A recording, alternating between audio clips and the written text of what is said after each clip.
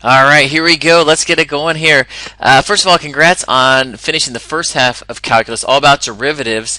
We are now starting the second half, which is called integration or integrals, which is the opposite of derivative. So really, we're going to spend the rest of the year doing the opposite of what we just did. So let's take a look at the example, explain what's going on here to kind of give us a foundation. Imagine you got a car that's going 60 miles an hour. So it's just a nice velocity. It's a flat right here. Draw a straight line. And this is my time down here, and this is in hours. So my y-axis is the miles per hour. So I'm looking at this rate of change. I'm looking at this velocity function, and it's a nice, easy one. So why do we need antiderivatives? We're going to why we need antiderivatives. Essentially, this problem's pretty nice because let's say I want to know how far did you go between 1 and let's go 4. Between 1 and 4 hours, how far did you travel? Well, that's kind of easy. Like you just say in 3 hours, you went what? Because that's between 1 and 4. 3 hours at 60 miles an hour, you went 180 miles. So we don't need calculus for this example, but coming up we will. So if I look at this picture, yeah, I know the answer is 180. So if I look at the area under the curve, that's what this whole idea of these antiderivatives are. Well, those are some straight lines. Look at that. That's impressive. It's the area under the curve. So if you find the area under the curve of this rate of change of this miles per hour, and it's going to take me a while to shade that bad boy in. I need a thicker marker here. But if I find the area of this, check out this. What is the width of this rectangle that I just drew? Well, it's 3, isn't it? And what is the height of it? If I go up, it is 60. 3 times 60, the area of that is 180. That is awesome. Super cool right there. So really, if we can use the area under the curve to find the total accumulation of whatever this function is. So you're like, wow, I didn't need to be able to do that. Yeah, not for that example, but for these examples coming up, check this out. Okay, so look at this. So let's say I want to find the area under the curve, and I'm going to do it like an orange here. So I've got a left endpoint rectangle for the interval 1 to 3 with n sub intervals, and I'll explain that here of this function. So here's my function right here, and I want to know essentially from 1 to 3, what is the area under the curve? Well, check it out. It's not a nice, easy rectangle, is it? I can't just do length times width to find this area. So that's what I'm looking for. We're going to approximate this area. So the whole idea of this section is making approximations of the area under the curve. So when you think of derivatives, you think of, oh yeah, rate of change, slope of the tangent line, instantaneous rate of change. Now, when you think of the opposite, we're going to say area under the curve. Awesome. So let's check this out. What does it mean? N subintervals means I want 2 rectangles to approximate this. So this is a left endpoint rectangle from 1 to 3. So at 1, you're going to draw in. It's going to hit its left endpoint, and I'm going to 1 to 3, so I know there are 2 rectangles. So this will be the first one. And then when I plug 2 in there, I'm going to come up here, and it hits right there and that. So these 2 rectangles are approximating that gold area, that orange area right there. Is it a good approximation? Not really, no. Can we calculate it pretty easy? Sure, the width of this is just 1. From 1 to 2 is 1. The height of that, if you can put in the function or you can look at it, it's 2. So it's a 1 by 2, so the area of that is 2. This width is also 1, and then what happens if you put 2 in? You're going to get 5. So what is this? The approximation is 7. Is that a good approximation? Not really. It's actually not that good. You can see all this orange here that I didn't account for. So it's too low. Like this is a low estimate. It's not good enough. So what can we do? Well, we can do more rectangles. What if we change this to 4 rectangles? So I'm going from 1 to 3, but this time I'm going to break it into 4 rectangles here. So check it out. I'm kind of making narrower rectangles now. And this is going to go up and hit here. This is going to go up and hit here. And this bad boy is going to go up and hit there. So now, check that out. Is that a better approximation? Yeah, we're getting there. Is it still good? Not really. What if we did 6 rectangles? So I'm going 1 to 3, so I'm going to change my n here. And I know I'm going to have to make this go 1, 2. There's going to be 3 in each of these to get my 6 rectangles. And again, I'm going left endpoint, so I'm going to go there until it hits the function. And it's going to come up and hit here. It's going to come up and hit here. Okay, I hope yours are a little straighter than mine here. Ooh, that one, nailed that one. And that bad boy right there. and then he's going to come over, boom. So check this out. So 6 rectangles, not too shabby, huh? There's a little bit less area under the curve, so I'm getting better. What would be even better? Well, check this out. So check out this picture. I've got that x squared plus 1 with the 4 rectangles with the left endpoint. And check it out as I add a rectangle. 5, 6, 7, 8, 9, 10. So I didn't want to draw all this out. That'd be crazy. But check this out. What's happening? What am I doing here? 15, 16, 17, 18, 19, 20. Oh my goodness. I'm up to 30, 40, 50. Yeah, I'm all the way out to 100. They're so small you can't even see them. What does that represent? Look at that. That's the area under the curve. And I'm only at 100 rectangles. Imagine if I was at 1,000,000 or 1,000,000,000, or maybe even the limit as x approaches to infinity. I don't know. So I want an infinite amount of rectangles. That'll get me the complete area under the curve because those rectangles will be so small. Each little slice is going to give me the area under the curve. I'm not going to sit here and try to draw n is 100 or 1,000 rectangles. So I'm going to be okay with my estimate. Let's just do this one with 4. So what I want you to see is some important things here going on. So how wide is each of these? Well, you can look at this picture and say, oh yeah, these are each a half, aren't they? They got to be a half wide. Well, is there a way to get that? Sure. How do I get that? If this is my interval, we're going to say from A to B. What we're going to do to find the width is we're going to say B minus A. So B minus A all over the n sub-intervals. So this is going to give you the width of each sub-interval. So this is the width right here, b minus a over n. So in this case, if we didn't know this, I would just say, sure, my interval is from b to a, 3 minus 1 all over 4, which is 2 over 4, which is the 1/2. Same thing if I want to do it with 6, it's still 3 over 1. That's where I'm going. So this can change whatever your interval is. This time I'm going to divide it by 6 though, so I go 2 6, or each one of these is a third. And you can see they look like they're a third, like that. Awesome. So if I'm going to find this area, yeah, that was a nice easy one. What is this going to do? So I want to actually take some time to expand this out. So we're going to write this bad boy out. So let's write this out. So it's going to be a bit tedious, but we're going to write this out. So we're just going to do rectangle is base times height, or length times width. So the base is 1/2.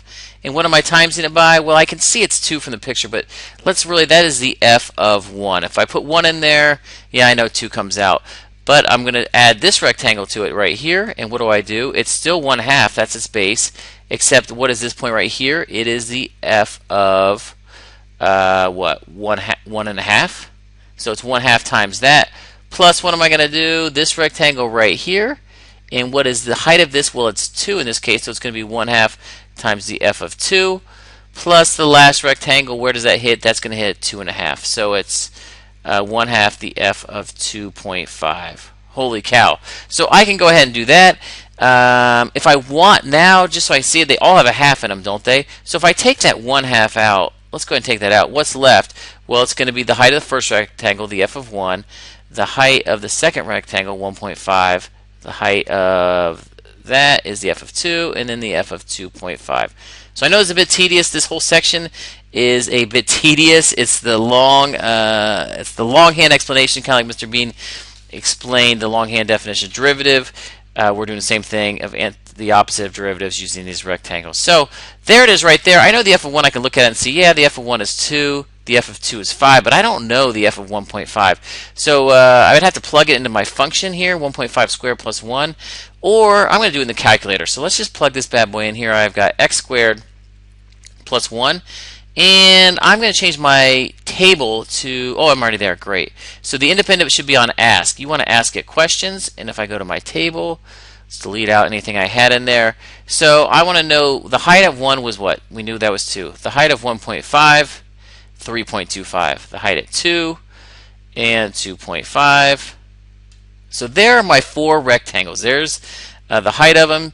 You can see you can just add all these up now. So if I add these up, what do I get? Well, 2, 5, 7, and what is that? 10.5. So it looks like I get 17.5. So if I add up all those, I get 17.5. So let's come back to this. It'll be 1/2 times all those added up was 17.5. So what is 1/2 times 17.5? What is that? 8.75. 8.75. So the approximation of these 4 rectangles, the area there is 8.75. So you can see the rough, I started with 7, now I'm at 8.75. This will be even closer, n equals 8 will be even closer, n equals 10. But I want you to really write these out and see this here. I know it's a bit much, but it's really going to set us up for the next section explaining why all this stuff works. Awesome. So that was left-handed rectangles. What about right endpoint rectangles? So I can do the same thing, but remember I did the left endpoint. What if I'm going from 1 to 3, but now I want to do the right side? So what's the difference here? Well, if I do the right side in this case, and it changes depending on your function, well, what do you notice about these? Oh man, these are now all over estimates. Now I'm above, I have too much area.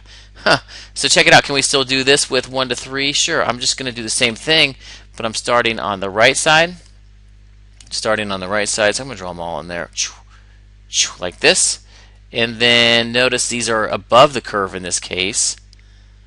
And if they're above the curve like this, what we call this is circumscribed. I don't know if you remember back to geometry. Sometimes you had things that, like a circle would circumscribe a triangle or something. They're above the function. So we say this is circumscribed. Back here, these were inscribed. Now it's not because they're left endpoint or right endpoint. It's just because it's underneath. It's inscribed by the function. So you may see that every now and then. If it's underneath, it's inscribed. If it's above, it's circumscribed. So now these are highball estimates. These are too big. Let's finish this out. Just kind of have a little closure here. So if I do my right hand, and remember I said each subinterval was a third on this one, that whole b minus a thing.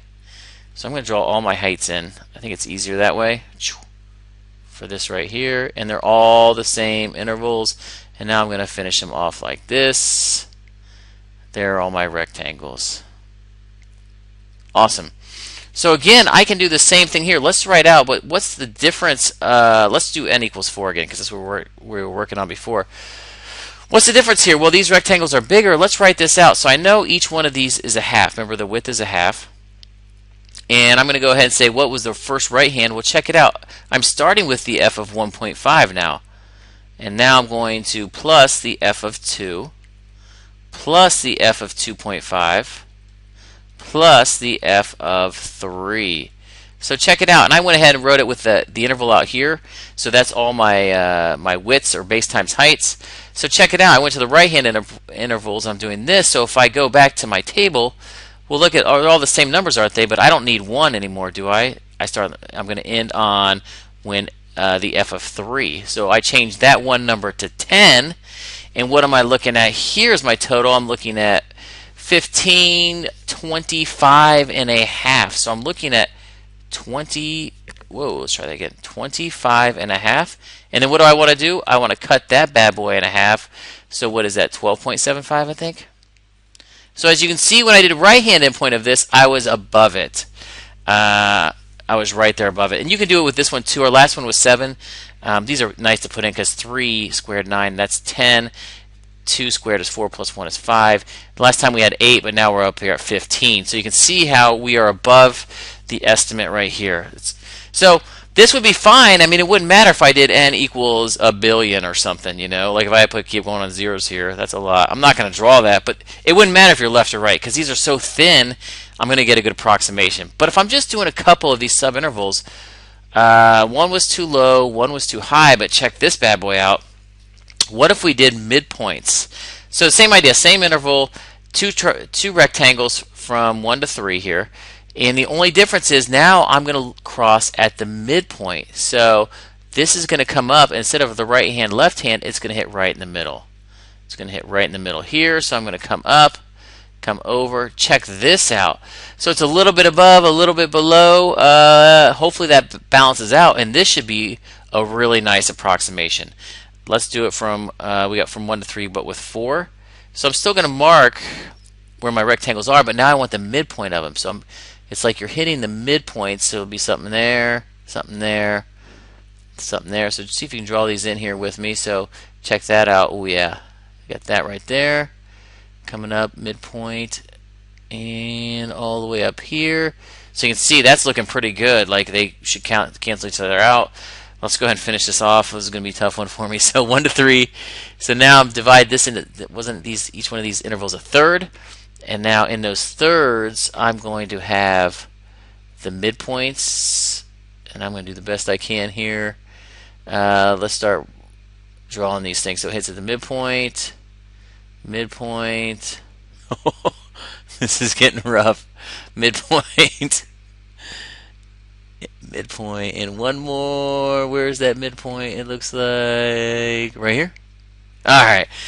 Whew. So we can kind of draw those in there and get that. So let's go ahead and do this one. So now when I'm talking midpoints, I know it's still this whole b minus a. It's still, I can tell these are still 1/2 wide. So I've still got this 1/2.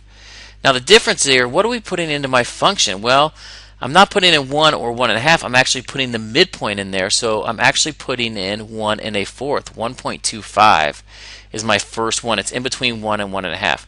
But from there, it's a 1/2 wide, isn't it? So the next one would be a 1/2 from that. So it'll be 1.75. From there, it'll be what's next? 1/2 from that. So I kind of quit looking at the picture and just start adding halves or whatever the width of your interval is. And then this will be the f of 2.75. Woo, that's pretty crazy, huh? So you kind of have to find your starting one, and then whatever it is, you're just adding the interval width to it. Let me show you a cool calculator trick. We could go ahead and still type these in and add them up. But here's a cool trick. If you've got it already in your y1 up here, we've got our equation. I can actually, let's clear all that out. I can actually put it all in the calculator. You ready? So what am I going to do? I can say, if I come over here, I can go y variables. You can actually do y1. So it's under variables. Let me do that again. Slide over to y variables, and it's under functions, and it's the first one. I wish it was easier to get to, but it's y1. And then put in parentheses what do you want to put in there. We want to put in 1.25. So this will actually tell me what that is. It's 2.5625. So I can do that right there. But let's go ahead and do it all. I'm going to go plus variables, y variables, the y1 of what? 1.75 plus, and I'm going to do it again, the y1 of what, 2.25? Just put in parentheses, 2.25 plus, let's go one more of these right here, and the last one was 2.75, I believe, and that's going to give me the total. But don't forget the 1/2 in front. I need to times that by that 1/2, and check it out. I've got 10.625. Is that what that was? 625? 625. And that is starting to get to be a pretty good approximation of this. So if you added up all these for the area of this, it's 10.625 as compared to 12.75, which was too high, 8.75, which was too low. I like to call the midpoint one the Goldilocks one. It's just right. It's just right. Not too high, not too low. That's a stretch. And that's it. So there we got approximations. Let's sketch one. I'm going to do one with you and then have you pause and try the other two. Can we sketch? We're not going to calculate the area. I just want you to practice drawing them. So let's do our whole b minus a thing. So it's going to be 3 minus 1 over 5 intervals. So this, I want left endpoint 5 rectangles over this interval. It's going to be 2/5. So I know I'm going from 1 to 3. I'm doing left hand, so if you want to draw that first one in, I know that's my first one. They need to be every 2/5, or 0.4 if you prefer the decimal. 0.4, so there's a 1/2, so there's going to be my next one. Then where am I going to be? I'm going to be at 1.8. Then I'm going to be at 2.2. Then I'm going to be at 2.6. So once you get the first one is at 1, ooh, that's terrible. Let's try that again. The first one's at 1. You can just add to it. 1.4 will be the next one. I'm talking left hand now, 1.8, and the f of 2.2. So if I was going to break this all out, this would be my what I would write out for all my heights of these rectangles. And then what is this? Is 0.4 or 2/5 out front. That would give me the area. Let's draw these bad boys in. So where does that hit? It hits here. I hope your lines are straighter than mine. And we've got this, and then let's just draw those rectangles in like so, and we're good to go. And the reason I want you to write this out right here, it's actually called a Riemann sum. So we're going to talk about this the next section. This is the Riemann sum, as we write these out, named after a German mathematician, and we're going to talk about it all next time. Don't freak out if you see the Riemann sum. It means make these rectangles your left endpoint, right endpoint, or midpoint. And this is going to expand it, and this is going to kind of be our definition to antiderivatives. All right, go ahead and pause it. Try the next two, see how you do. So I drew my rectangles in, and so make sure you hit the right endpoint on these. I found the intervals is 0.375 or 3/8, and check it out. Look what I did in the calculator. I kind of put that over here. Once I knew it started at 1, I wanted the right endpoint, so I added that 3.75, and then I just kept adding it, And when I drew it, I made my best approximation, tried to make these all exactly the same width the best I could, but you're going to need to be able to find these right here. So just plug in the calculator. Once you do plus 3 or 0.375, you can just hit enter, and it keeps generating the next one for you. Did the same thing over here. Hopefully you find out it was a 1/3. Each one of these is a third wide, and then I had to do the middle. So if I want to do that, you can just average what's between 2 and 2 1/3 to find that middle point right there. Excellent job drawing those in. Let's wrap this up here. Last one, word problems. And this is going to be on the master check. This is what we need to be able to do. Is what about a table of values? So again, I'm looking at the rate of change. We got water being pumped into a tank. Classic calculus right there. I love it. It's a continuous increasing function. Here are some points for 13 minutes. So this is how fast I'm plugging it in is the R of t. This is some selected time. So I don't want you to draw the picture. That's why I didn't give you any graph paper, but I'm going to show you just for the first time so you can see these points. So if 0 is 7 is here, we've got 4 is 13. We're going to do this totally without the picture, but just for the first one, let's check it out. 6 makes 18, 10 makes 23, and we've got the last one. What is that? 13 makes 27. So something like up here. So here are my dots right here. So this is what they gave me, and they said it was an increasing continuous function. So I kind of want the area under the curve. I don't know what's doing in between here. I know it's always increasing, so it's always going up. It can't go back down. But we're going to use a Riemann sum. So we're going to see this term now, Riemann sum. That's what it's always going to be called. Instead of right endpoint, it's going to be a right Riemann sum with 4 subintervals. So there's my n, and it usually matches up nicely with this. So even without the picture, this is my first rectangle. I'm looking between here and here. So what am I doing? Well, how wide is this rectangle? In this case, it's 4 wide from 0 to 4. And I want a right hand endpoint. Well, what's the right hand? This would be left hand. This is the right side. So it's going to be 13. Well, check it out. So that's great right there. Now do your next one.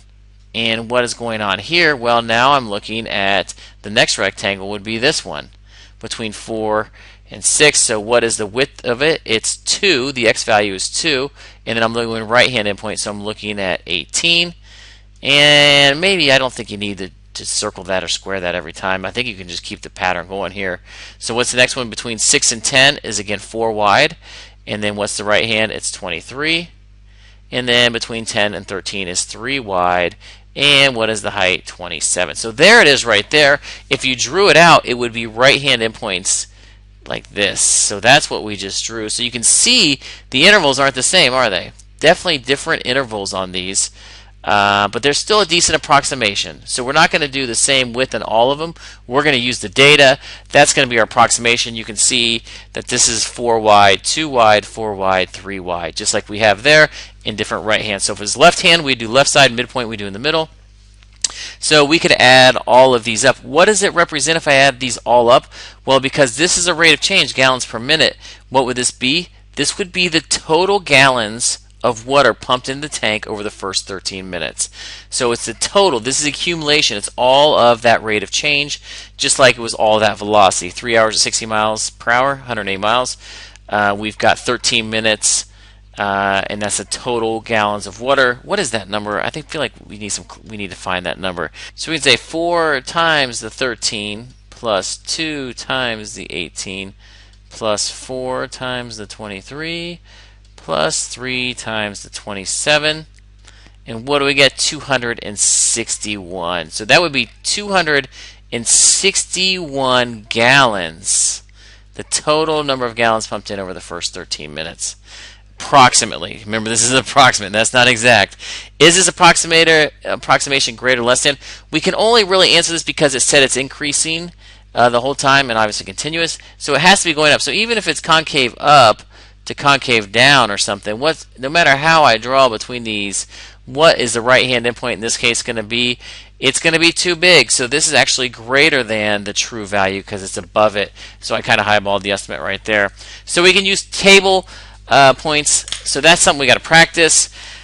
Good luck. I apologize for the tedious work on this one. Use your calculator, kind of speed things up. All calculator, whole packet, mastery check. Good luck on this. Peace out.